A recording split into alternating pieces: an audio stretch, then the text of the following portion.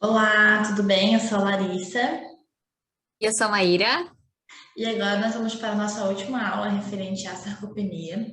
Nós vamos trabalhar mais especificamente as formas de tratamento e de manejo dessa doença. Então, quando a gente vai intervir? A gente comentou que ela deve ser prevenida prioritariamente, mas pronto, temos o diagnóstico, né? Ou pelo menos a suspeita de diagnóstico, como que a gente vai intervir?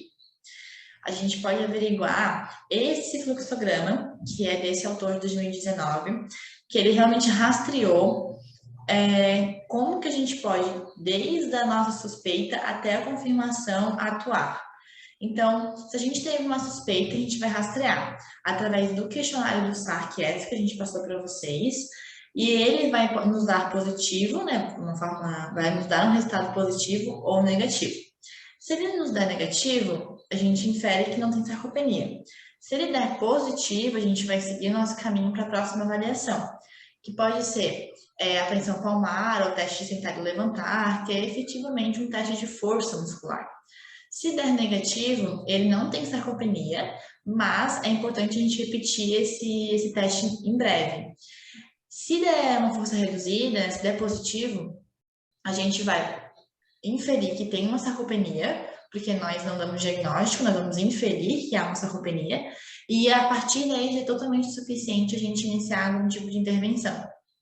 Bom, então quando a gente infere que ele tem uma sarcopenia, a gente precisa seguir com a investigação para a confirmação do diagnóstico. Então a gente pode pedir para que ele faça esses exames mais específicos, como a tomografia computadorizada ou a ressonância magnética, ou ele pode, se ele estiver em contato com o médico, esse médico também pode fazer esse pedido. Então tanto nós como profissionais terapêuticos a gente pode também fazer solicitação de exames. E se esse exame vir alterado, aí a gente tem o diagnóstico efetivo de sarcopenia, tá? E além disso, a gente pode seguir com um pouco mais a fundo nossa investigação para entender o grau de sarcopenia, que é através dos testes de performance física, tá? Que seria o teste de velocidade, de marcha, por exemplo, que a gente abordou para vocês. Então, esse rastreio, esse fluxograma é interessante para a gente saber por onde começar, a partir da nossa suspeita, por onde começar para seguir com um diagnóstico, tá?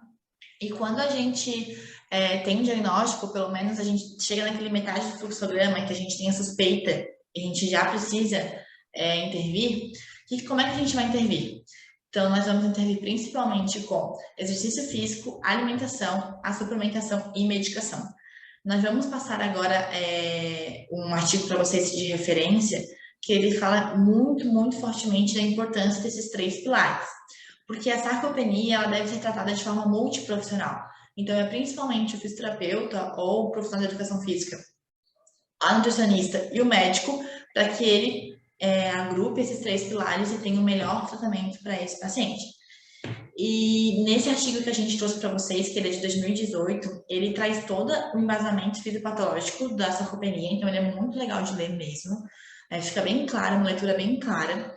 E no final ele nos traz em todos os tipos de tratamento, todas as valências de tratamento das áreas. Então não é só do fisioterapeuta. Ele traz a vertente médica, a vertente nutricional, a vertente do exercício físico. E então é interessante entender como que cada profissional atua na sarcopenia, além da nossa prática, né? E no final ele nos traz então essa conclusão de que há muitas divergências de resultados na literatura e as melhores são quando une aqueles três pilares que eu comentei para você. Mas isso também vai influenciar do indivíduo, a característica do indivíduo e do estágio da sarcopenia.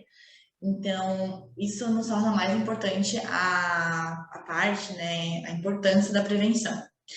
Ele sugere, como conclusão, uma atuação nutricional personalizada, uma prescrição correta de exercício, que a gente já comentou para vocês lá na nossa aula de tratamento, em conjunto com intervenções farmacológicas, para que a gente realmente tenha uma completa função muscular.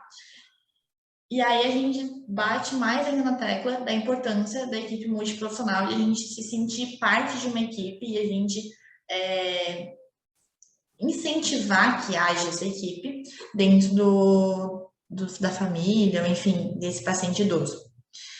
E no final, a gente pode trazer para vocês essa ideia, então, do programa de exercício. A gente já conversou com vocês sobre tratamento, mas agora a Maíra vai falar um pouco melhor, voltado para a sarcopenia, todo esse programa de exercícios que é o ideal, tá bom?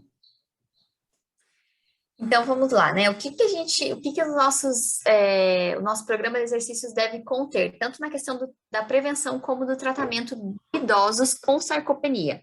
Primeiro, a gente tem que trabalhar o exercício resistido, é a principal valência, né, que deve ser trabalhada quando a gente fala da sarcopenia, porque é o exercício resistido, é a sobrecarga, é o fortalecimento que vai trazer, então, uma ativação melhor muscular, né, e, consequentemente, uma maior massa muscular, que é o que esse paciente vem perdendo, né, depois do diagnóstico aí sendo efetivado, então, pelo médico e sendo comprovado por toda a equipe.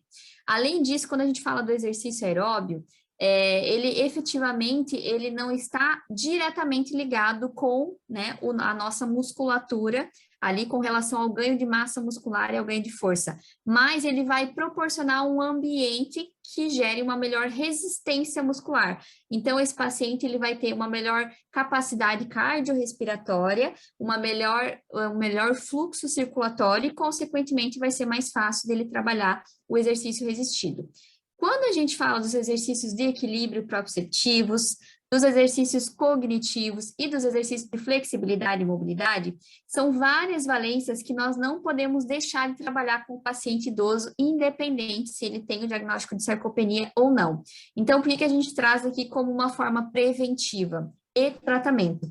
Esses exercícios, tanto o exercício de equilíbrio como o proprioceptivo, vão ajudar nas informações articulares mesmo, né? E nas informações nervosas proprioceptivas, para que essa condução chegue da melhor forma no sistema nervoso central e, consequentemente, tenha uma melhor ativação muscular.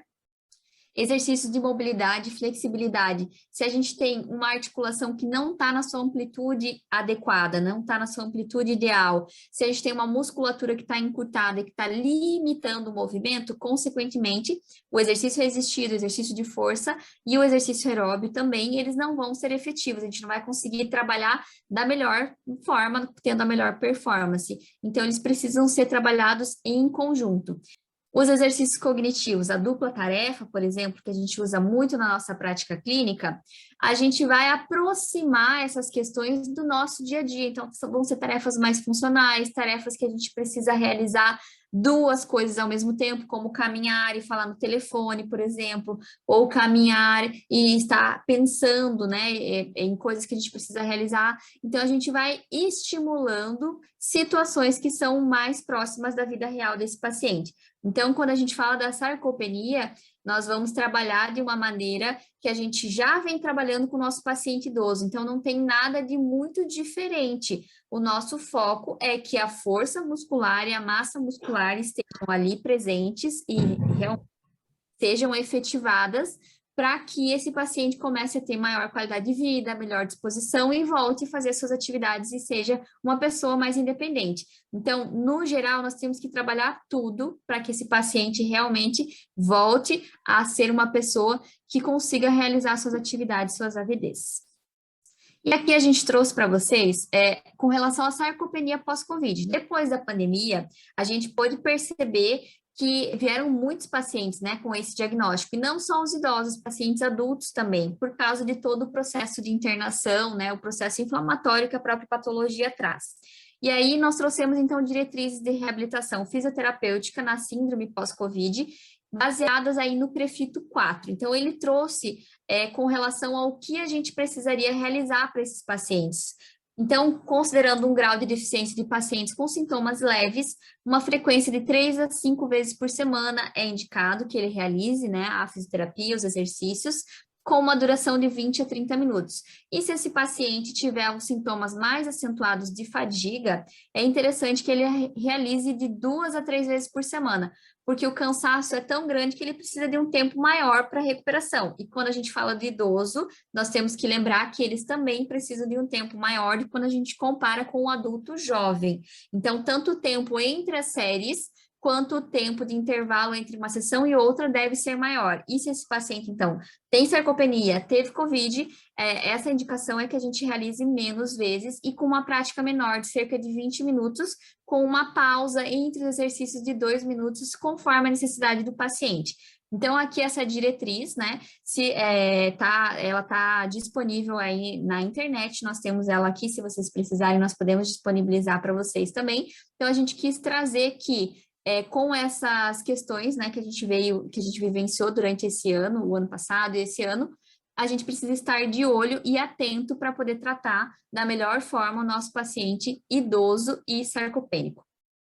E aí eles trouxeram também algo muito importante que nós não podemos esquecer, que é a nossa caixa torácica, os nossos exercícios, né? A nossa questão respiratória, tudo está envolvendo o músculo. Se a gente falar de sarcopenia, não tem como a gente negligenciar. Os exercícios respiratórios vão ser fundamentais, lembrar da musculatura acessória, né? Então, todo o trabalho que a gente pode fazer para aliviar essa tensão e para que a gente consiga ativar de uma forma efetiva, melhorando a capacidade cardiorrespiratória e, consequentemente, aquilo que a gente já veio falando, que a nossa musculatura aí, de fato, vai conseguir fazer um trabalho mais efetivo. E a gente traz um adendo aqui, nós da Ativa Idoso, com relação à atenção aos músculos do assoalho pélvico. Então, além de toda essa musculatura que a gente consegue visualizar, que a gente enxerga, nós não podemos esquecer que o assoalho pélvico também é sustentado e é formado por músculos. Então, ele também pode sofrer alterações quando é um idoso sarcopênico. E aí, nós temos que estar atento, então, com relação às incontinências, tanto urinárias quanto fecais. E aí, para a gente finalizar, então, esse tema, essa aula, é possível manter-se ativo mesmo na velhice?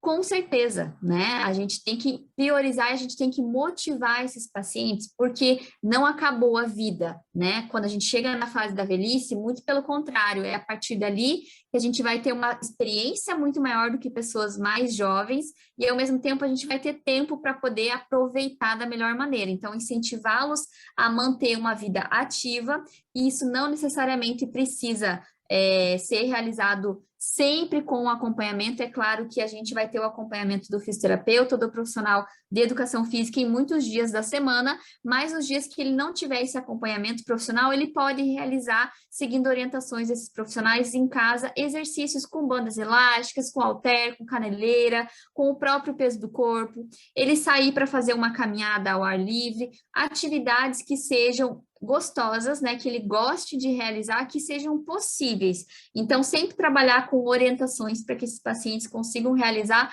além daquilo que a gente propõe durante a nossa sessão, né, de fisioterapia, durante os nossos atendimentos, para que eles realmente se sintam motivados a se movimentar, que o nosso corpo foi feito para se movimentar, e a gente tem que estimular isso e com que eles interpretem da melhor forma para que eles voltem a ter independência, para que eles voltem a ter a força e a massa muscular necessária para manter a sua qualidade de vida. Então, nós finalizamos aí esse tema, esperamos que vocês tenham compreendido que é algo que a gente consegue trabalhar e que a gente muitas vezes já está trabalhando na nossa prática clínica de uma forma preventiva, e o tratamento ele só vai enfatizar aquilo que a gente já vem evidenciando com esses pacientes. O fortalecimento vai ser muito importante, baseado em todas aquelas valências. A avaliação também vai ser muito importante para que a gente identifique e não considere todos esses idosos com sarcopenia, sendo que não todos, né, podem apresentar. A gente sabe que isso é uma patologia. Então, esperamos que vocês tenham entendido, né, e aprendido de uma maneira simples que a gente consegue tratar esses pacientes idosos, tendo a melhor qualidade de vida e tendo a sua independência, que é o nosso objetivo aqui da fisioterapia. Obrigada, gente. Até a próxima.